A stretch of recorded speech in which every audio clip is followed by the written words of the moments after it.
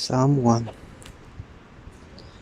where the Bible talks about how we as people need to protect ourselves from the conditions of this world, from the consequences of this world, and how we need to um, keep the things that God has placed inside of us and ensure that those things remain protected and good and healthy. The thing I wanna talk about or mention is the fact that we as people, as we grow older, our life changes, and when we become old, and old people that needs to be taken care of, that needs to get a certain level of respect from those who are younger.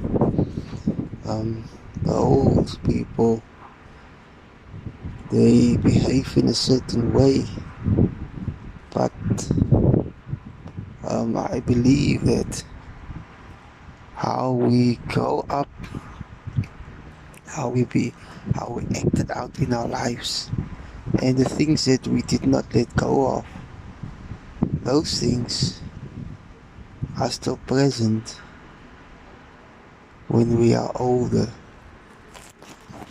and those things become part of our behavior as people when we are older.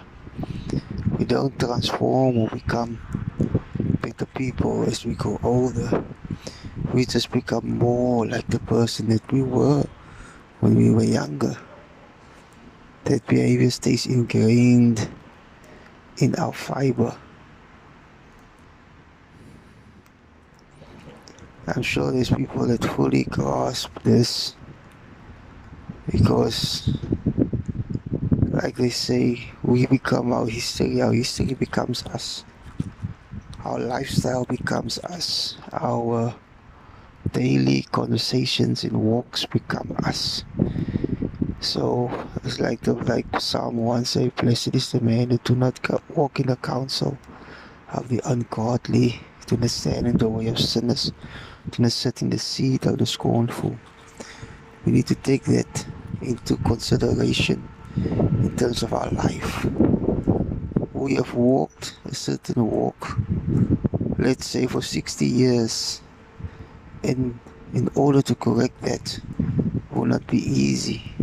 If we have been sitting in the seat of the scornful, walking in the ways of the ungodly, the counsel of the ungodly, and standing in the way of sinners, and we have lived our lives not for the Lord, but for the world, or for the devil, or for the ungodly, which is basically the devil. We need to start to consider our ways. As we grow older, if we don't change our ways in our younger years, it becomes more difficult for us to move away from those things and to change our walk. Change our walk. The Bible says deeds will not save us, but operating within the laws of the Bible and doing things in accordance with the laws is part and parcel of being saved. Morality cannot be excluded out of the concept of being saved. And what is morality? Morality is a certain way of conducting yourself, certain way of carrying yourself, certain way of walking in life, which means that it all comes back to the counsel that you get, the places that you find yourself, and the environments that you sit in. Like Psalm 1 say, where do you find yourself in your life? Are you looking towards God? Are you looking for Jesus? Are you keeping your eyes fixated on Him? Or are you continuously turning to the left and to the right?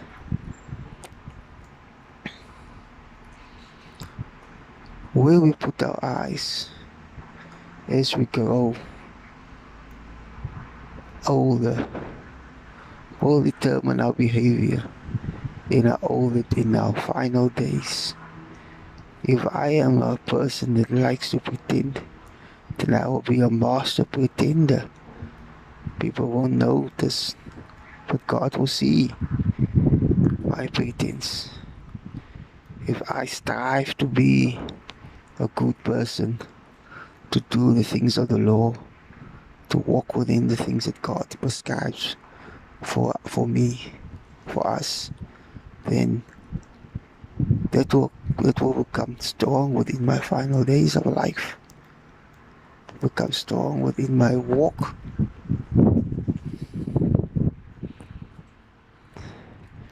It's like the innocence that's represented. It represents itself as strength as it develops and gains wisdom. As innocence is covered by wisdom, it becomes a certain kind of strength that cannot be engulfed by the world or by the things it surrounds itself with. Like we know that Jesus said to the devil, he has no power over him. Why is that? Because Jesus was born into a world innocent.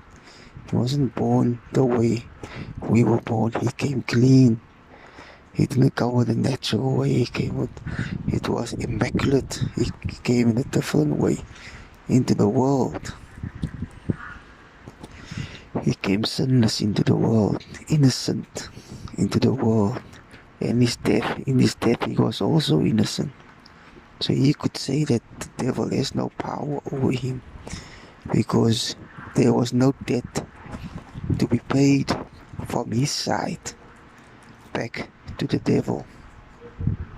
There was no price that he had to pay for himself, but he gave himself up for us so that we can be set free. He paid the debt that was in our name, but he had no debt. He came as an innocent, and he gave himself up innocently, and he could set himself free because he had no debt to pay of his own.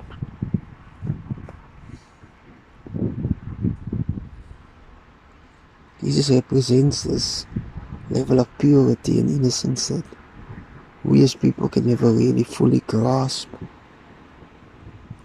and never really fully comprehend, because we're born into corruption and we've grown up in corruption and we have been corrupted since before we were born. But within his blood we are set free. We are cleansed of this corruption. But in our daily walk, within our daily practice of aiming to be close to Jesus, we can grasp and start to understand and gain understanding.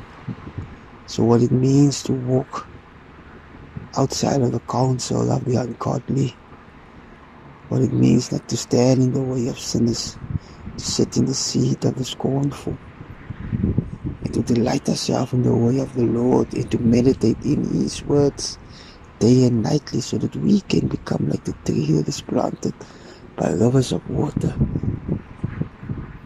that bears fruit within its season. And for us it will be like we cannot stand in the counsel of the ungodly, just like the ungodly cannot stand in the counsel of the righteous. Doesn't mix.